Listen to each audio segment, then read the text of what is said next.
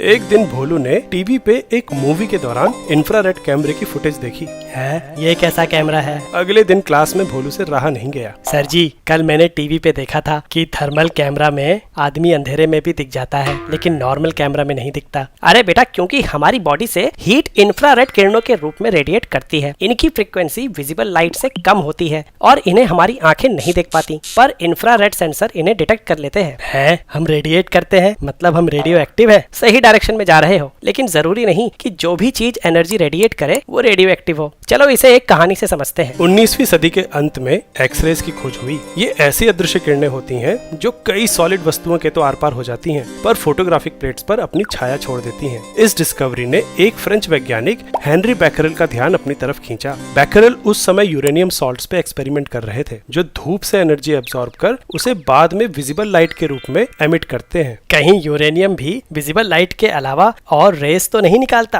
अगर ऐसा है तो क्या फोटोग्राफिक प्लेट से एक्सरेज की ही तरह और भी इनविजिबल रेज डिटेक्ट कर सकते हैं? क्यों ना एक्सपेरिमेंट करके देखा जाए। बैकरेल ने यूरेनियम सॉल्ट्स को धूप में रखने की तैयारी की। धूप में रखने से यूरेनियम सॉल्ट्स एनर्जी एब्सॉर्ब कर लेंगे। अगर बाद में इनसे एक्सरेज या और कोई अदृश्य किरणें निकली तो नीचे रखी हुई फोटोग्राफिक प्लेट पे निशान बन जाएगा, लेकिन विजिबल लाइट को फोटोग्राफिक प्लेट पे पड़ने से रोकना होगा। विजिबल लाइट को रोकने के लिए बैकरेल ने फोटोग्राफिक प्लेट को एक काले पेपर में लपेटने का निर्णय लिया। एक्सपेरिमेंट के लिए सामग्री तैयार है, पर किस्मत को कुछ और ही मंजूर था। उस दिन धूप ही नहीं निकली। हताश बैकरेल ने सॉल्ट और काले पेपर में लिपटी फोटोग्राफिक प्लेट को एक साथ अलमारी में रख दिया। जब कई दिनों बाद उन्होंने अलमारी में से इनको निकाला और फोटोग्राफिक प्लेट्स चेक की तो उनके होश उड़ गए। यूरेनियम सॉल्ट ने बिना सनलाइट में एक्सपोज हुए फोटोग्राफिक प्लेट पे निशान बना दिए थे। अरे, बिना सनलाइट एब्सॉर्ब किए निशान कैसे बन गए? कहीं यूरेनियम बिना एक्सटर्नल एनर्जी सोर्स के खुद की ही एनर्जी तो रिलीज नहीं कर रहा? ऐसा ही था। जाने अनजाने में बैकरेल ने एक नई खोज कर ली थी। बाद में एक्सपेरिमेंट्स में पाया गया कि जब किसी हैवी एटम का न्यूक्लियस अनस्टेबल होता है, जैसे कि यूरेनियम या थोरियम, तो वो अपने आप को स्टेबल बनाने के लिए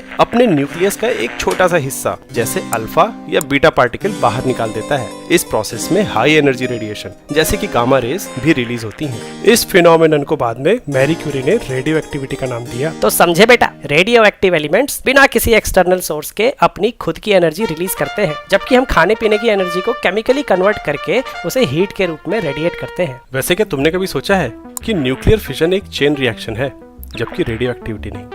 ऐसा क्यों? अगर जॉइंट एंट्रेंस एग्जाम की तैयारी कर रहे हो तो आज ही फिजिक्स वाला के लक्ष्य बैच के लिए रजिस्टर करो।